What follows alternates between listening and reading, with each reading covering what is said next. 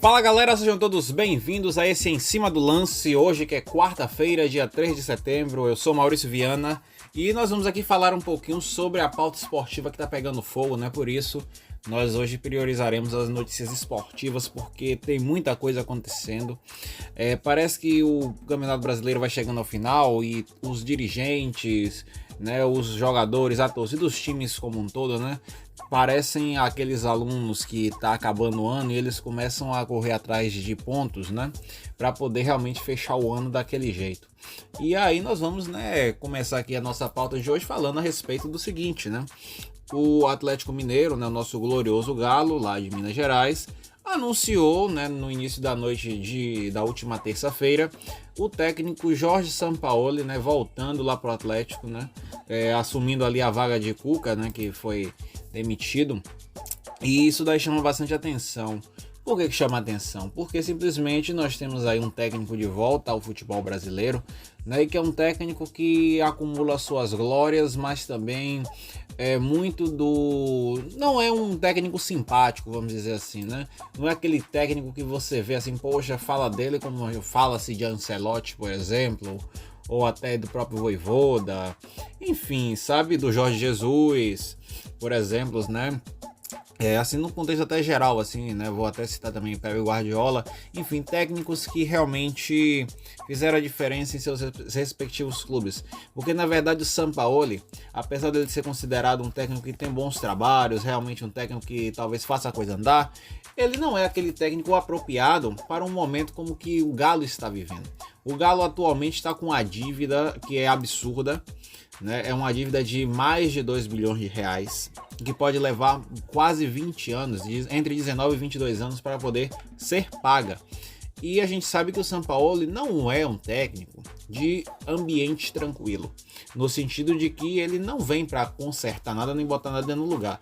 O Sampaoli, na verdade, quando ele passa parecendo um Tasmania, e até o que está organizado, ele leva, sabe? Ele consegue ser aquele agente do caos total. Nós vimos isso no Flamengo, por exemplo, né? O Flamengo que, enfim, dispensa comentários nesse sentido, porque o que foi visto, né, nos últimos tempos com Marcos Braz à frente do Flamengo realmente é decepcionante quando a gente para colocar em ordem, mas assim, a vinda do Sampaoli para o Flamengo naquele momento só potencializou crises internas e resultou até numa agressão a um jogador, né, que foi o Pedro, que levou um soco no rosto por alguém ali da equipe técnica do Sampaoli. Então por aí você tira, né, o equilíbrio das coisas, o equilíbrio das forças. Então assim, eu desejo muita sorte, né, ao Atlético, tendo o Sampaoli lá dentro, e que ele seja de paz, né, pelo menos alguma vez na vida, porque realmente, meus amigos, é difícil de imaginar que algo saia do lugar com o Sampaoli lá, né? E assim, o que me deixou mais chocado, sendo sincero a vocês, eu conversei até com colegas, outras pessoas assim, né, a respeito dessa situação, e velho, você ter um Sampaoli, né, sendo tratado como salvador da pátria do Atlético Mineiro, aí como eu disse, o Galo tá virando literalmente um pinto. Por quê?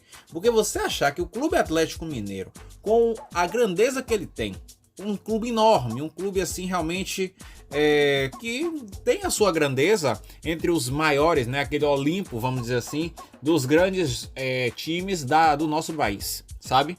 Ele está lá, ele é um dos 10 maiores, ele é uma das torcidas mais, assim, relevantes, né? Então, poxa, quando você para analisar, você achar, né, o Atlético Mineiro do jeito que está, que Sampaoli é o salvador da pátria, que vai mudar tudo lá, vai tocar uma vaguinha de condão e o Atlético vai, sei lá, entendeu? Subir, vai fazer a boa, eu acho muito difícil. E acho o pior de tudo, você vê os atleticanos achando isso, sabe? Achando que Sampaoli é a melhor opção do mercado. Não é, gente. Não é mesmo, sabe? Assim, eu fiz um pequeno levantamento de técnicos que na minha opinião dariam mais certo do que o próprio Sampaoli lá no Atlético Mineiro, que hoje está em 14º na tabela do Brasileirão, né? Então assim, a diferença inclusive para os que estão ali próximo da zona da degola, que é Vasco e Santos, são 2 pontos, né? E também tem o Vitória que está na zona com 22 pontos, né? Tá lá Vasco, Santos e Vitória com 22, Atlético Mineiro com 24, o Grêmio vem acima com 25, o Corinthians com 26 junto com o Ceará. E assim sucessivamente, né? Vai até o Fluminense que está em nono com 28, e aí começa de 2 em 2 a partir do Bragantino, enfim. Mas o que é que eu tô querendo dizer? Eu tô querendo dizer que a diferença está muito pequena. Então por exemplo, o Vasco ganha, vamos dizer, o Santos ganha, né? aí o Galo já vai passando para trás, entendeu? Então isso se torna bastante complicado. Então alguns técnicos que talvez pudessem dar certo, até técnicos assim que você olha e são técnicos talvez até mais tranquilos, né, no sentido de realmente fazer um trabalho mais de boa e salvar o time de um possível rebaixamento, né? Porque essas oscilações são complicadas e são perigosas. E eu acredito que nenhum atleticano está querendo viver, né, ou no caso reviver, o que o time viveu ali em 2006, que foi um dos momentos mais tristes da história do Galo, o rebaixamento. Então vamos lá. Eu acho que talvez o Jorge Jesus pudesse ser uma opção, né?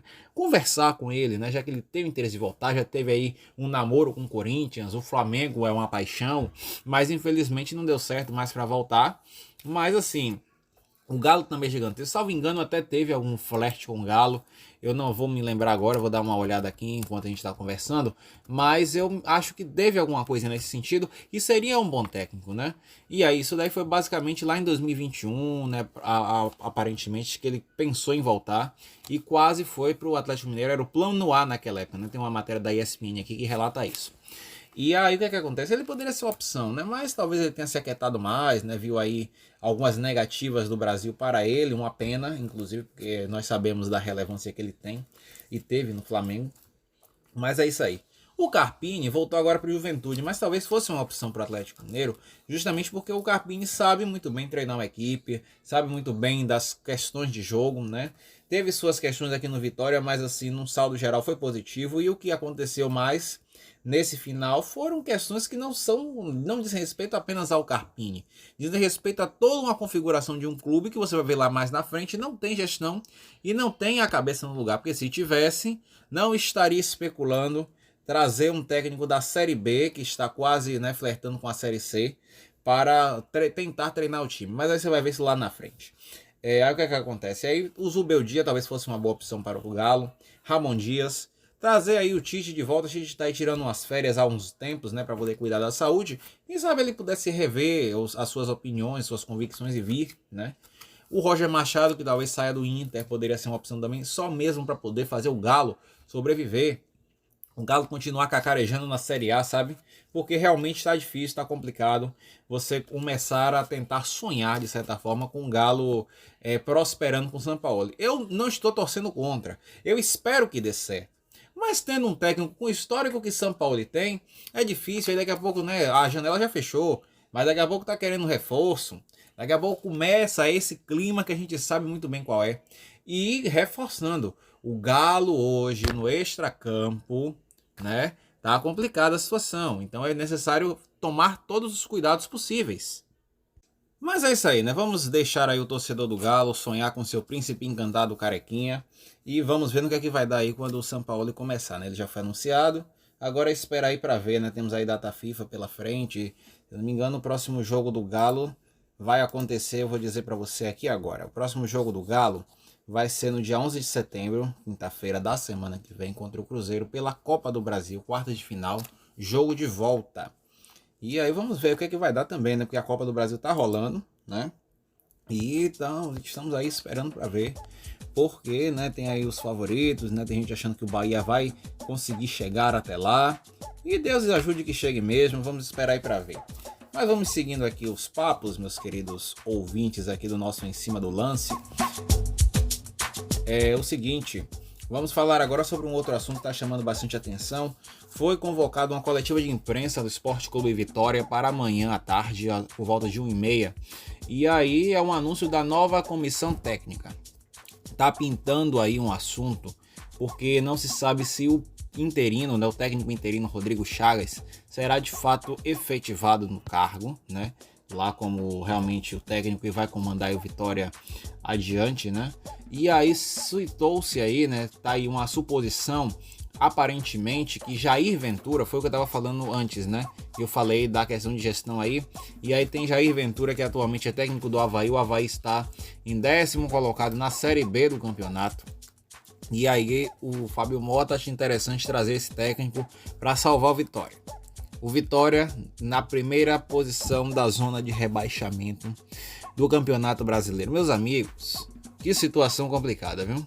Eu realmente fico olhando assim e é difícil de você entender o que é que passa na cabeça de um dirigente que poderia ir para o mercado, ver alguém mais interessante, ou então o pessoal tá até dizendo, os torcedores do Vitória, deixa o Rodrigo Chagas, que ele conhece, né? Os comentaristas, os analistas esportivos também estão dizendo a mesma coisa. É um cara que entende da equipe e que não tem tanta firula, porque, por exemplo, imagine só você trazer hoje um técnico que ainda precisa conhecer uma equipe e precisa disso em tempo hábil, ou seja, 10 dias para conhecer todos os jogadores do Vitória e tentar bolar um jogo aí para poder fazer frente, entendeu? Porque tem jogo vindo aí, né? E tem muita coisa ainda para acontecer, porque o campeonato ainda não acabou, então é você consertar o carro com ele andando. E tá difícil, a cobrança tá muito intensa, e realmente, né, o jogo vai ser contra o Fortaleza no próximo sábado, dia 13, né, da semana que vem, quando volta o campeonato depois das datas FIFA.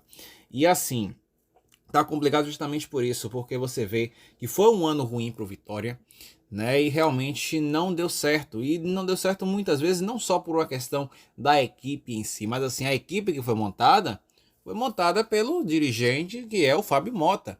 Então é necessário também você colocar, vamos dizer assim, pedra sobre pedra, né? Os pingos nos is, para poder entender, porque assim, que mentalidade de equipe é essa de trazer um técnico como Jair Ventura para treinar, né, vamos dizer assim, se for realmente verdade, né, de trazer esse técnico, tipo, que mentalidade é essa? O Vitória tá querendo chegar aonde, gente? Em trazer esse dirigente, né, vamos dizer assim, dirigente no sentido de comandar ali a equipe, né, para como técnico, tipo, qual a necessidade de trazer um técnico vindo de lá? É nula, é zero, mas realmente é difícil de entender qual é o projeto do Vitória.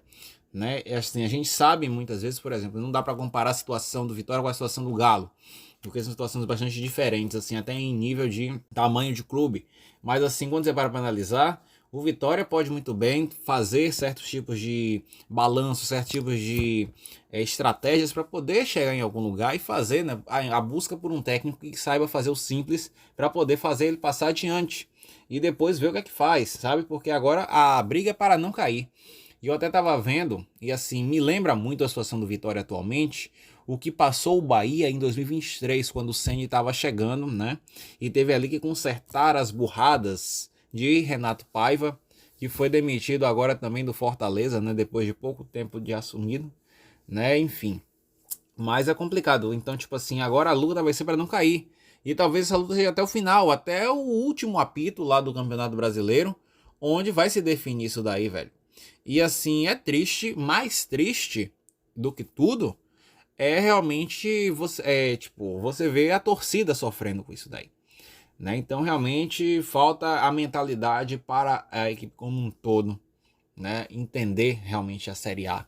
Né? E já vinha se falando justamente sobre isso.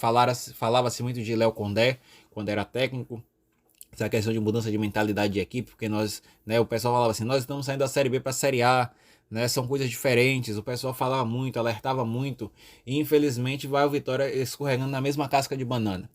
Então realmente vamos desejar aí que venha o melhor, né? O pessoal quer muito, os torcedores do Vitória querem que o Rodrigo Chagas seja anunciado, né? Ele que é interino, está ali trabalhando no Vitória já e conhece muito bem a equipe, então tomara que seja ele o anunciado e que não venha a invenção de Fábio Mota de anunciar Jair Ventura, né?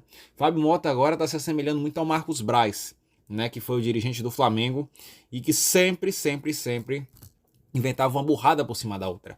Foi ele que tirou Dorival Júnior, que conseguiu ajustar o time ali depois da saída de Paulo Souza e tirou Dorival para colocar quem? Vitor Pereira.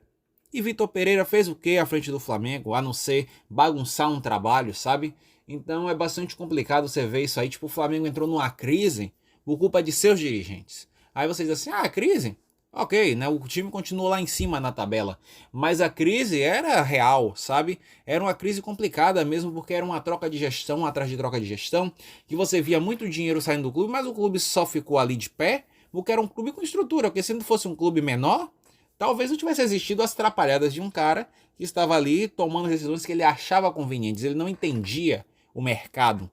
E esse é o grande perigo. Você precisa entender o mercado em que você está. Porque se você não entende nada disso, como é que você vai querer atuar à frente de um clube? Como é que você vai querer mandar e desmandar? Não tem como. Não tem condições, né?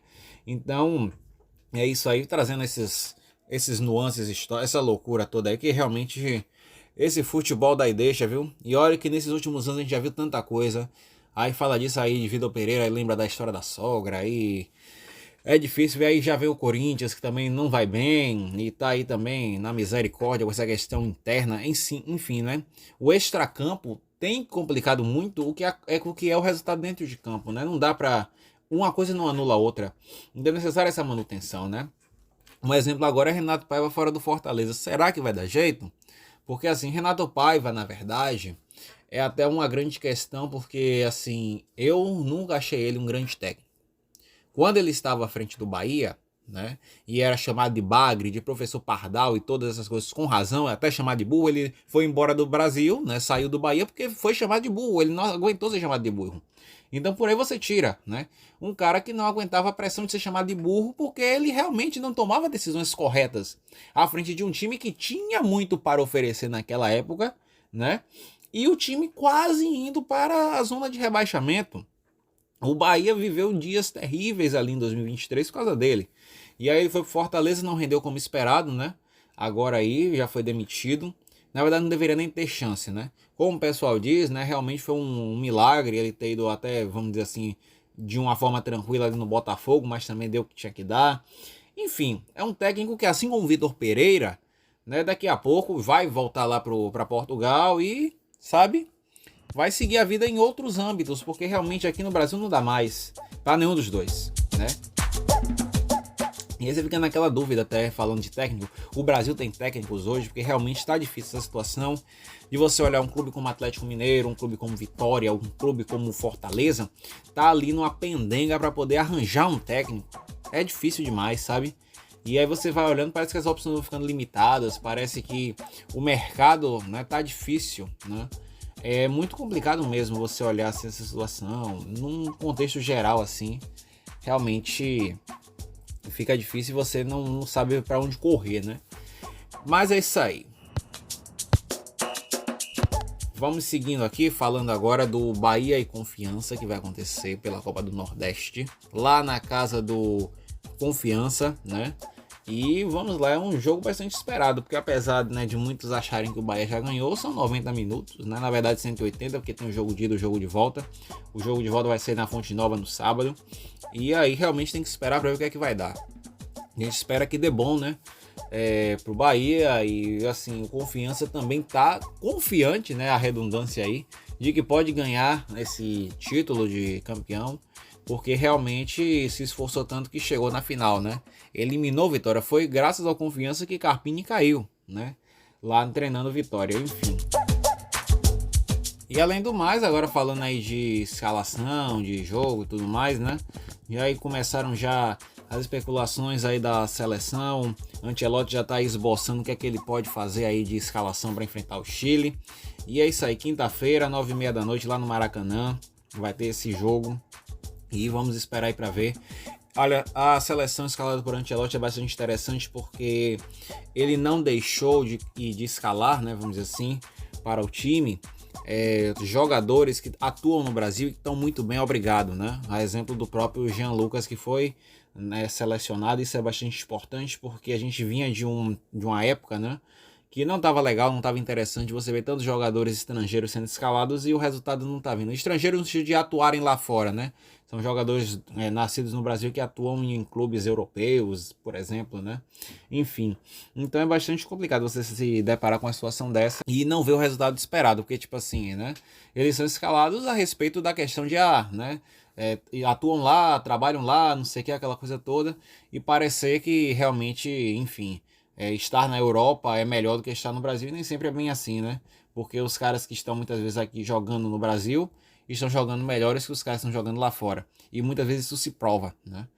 Então realmente vamos ver o que é que vai dar essa seleção. Eu estou confiante de que pode dar algo bom. E eu espero que vocês estejam também. Agora vamos continuar falando um pouco sobre uma polêmica que gerou aí bastante discussão, que foi o que André Rizek falou a respeito aí do Vitória, né, vamos dizer. Ele falou dos torcedores, né, da TUI que foram até o Barradão cobrar Fábio Mota, cobrar os jogadores, depois do vexame de 8-0, né, que o Vitória tomou para o Flamengo em pleno Maracanã. Foi um jogo assim que realmente ajudou, né, a demissão de Fábio Carille, que não era nem para vir, né, já começa por aí. E aí, né, o que é que acontece?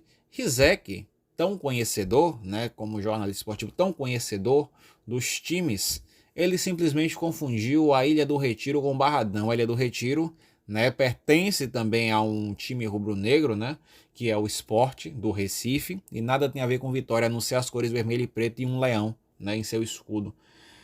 Mas assim, aí você vê, né, o cara mal conhece, enfim, os times do Nordeste e, né, tá aí querendo falar a respeito das questões envolvendo o clube e a sua torcida. Realmente é complicado demais e assim, né, o tanto ele conhece que ele nem viu, certamente ele viu, né, mas assim, eu falo nem viu o resultado que a pressão que a Tui deu no Vitória, né, resultou em quê? 1-0 para o Atlético Mineiro em pleno Barradão lotado, né? Uma torcida que canta e vibra, né? Aí fazendo referência ao hino que o Vitória canta, naquele grito de guerra maravilhoso. E enfim, né? É isso daí que vale, né? Agressão não, mas assim, um puxão de orelha, uma cobrança, todos cobram, gente, todos cobram. Mas assim, realmente é questão daquele papo, né? De e até que ponto, não sei o que, enfim. Isso aí são coisas para serem tratadas depois. O importante é que o livre acesso lá dos torcedores do Vitória pode ser bastante importante, até porque a gente está vivendo um tempo lá, no próprio Rubro Negro, que não está interessante justamente por essas decisões de Fábio Mota. Então, se há pressão, quanto mais pressão houver da torcida, melhor. Para ver se a coisa anda, para ver se a coisa sai do lugar, né? Não dá para ter um professor Pardal na beira do campo treinando um time, não dá para ter um professor Pardal atrás de uma mesa mandando e desmandando, não é verdade? Pois é, né? Então, muitas notícias esportivas essa semana, muita coisa acontecendo e vem mais por aí. Inclusive, esqueci de dizer, né? Outra expectativa na mídia esportiva, porque na quinta-feira, que é o jogo da seleção, vai ter a estreia da GETV, né? Que vai ser as transmissões esportivas da TV Globo feitas no YouTube, né? Nas plataformas digitais aí, buscando essa audiência, né? Fisgar esse público. Então vai ser interessante também ver esse movimento de mercado acontecendo. É isso, vamos aguardar para ver, tem muita coisa interessante. E é isso, esse foi o nosso Em Cima do Lance, trazendo muitas questões esportivas aí, muitos debates. Eu espero que vocês tenham gostado. Tem uns comentários aí, deixem seus comentários dizendo se vocês concordam, se vocês discordam.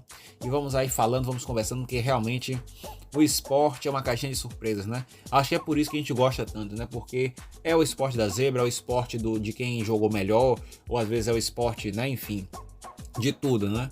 E às vezes até um esporte injusto quando a arbitragem, né, vacila. E outros fatores, né? O VAR, enfim.